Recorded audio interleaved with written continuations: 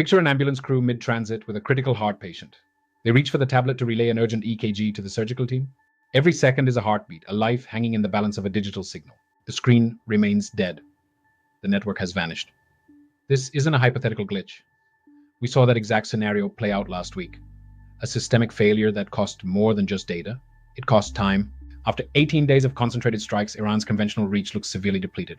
The Air Force sits grounded. The Navy struggles to project any real power in the Gulf.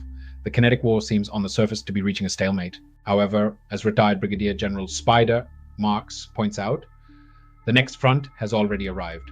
Tehran has shifted the theater of operations into the systems we rely upon daily: hospitals, emergency services, and global supply chains. This is no longer just about military hardware. It's about the silent architecture of modern life, the code that keeps our lights on and our hearts beating. That code is now the primary objective. The keyboard has matured into a weapon of genuine strategic weight. A single keystroke in Tehran can now echo across the Atlantic, disrupting lives in ways a missile never could. General Marks, drawing on his background as a senior intelligence officer, argues for a total pivot in our defense doctrine.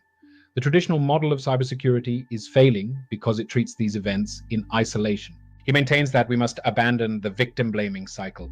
When a private organization finds itself in the crosshairs of a nation-state's intelligence service, we are looking at a coordinated act of war, not a simple administrative lapse. Consequently, granular visibility into your software supply chain has moved from best practice to a national security requirement. In this environment, ignorance is not just a risk, it's a liability to the state. Modern conflict enters through the shadows, nested dependencies and unverified components within your SBOM that you might not even know exist.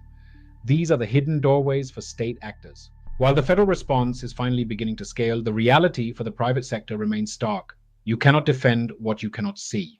Visibility is the only true perimeter remaining. The conflict with Iran has not dissipated. It has adapted. With conventional military options curtailed for the long term, the appetite for high-impact, strategic cyber effects has never been higher. This is the new permanent status. The front line has migrated from the Persian Gulf directly into our server rooms and SOCs. The battle for the future is being fought in the code we write today. If your organization operates on code, you are already a participant in this theater. We are no longer discussing a distant hypothetical. This is the current operating environment. The question remains, are you equipped to respond when, not if, the system goes dark? Stay sharp, the next front is already here. I'm Ram, and I'll see you on the next front.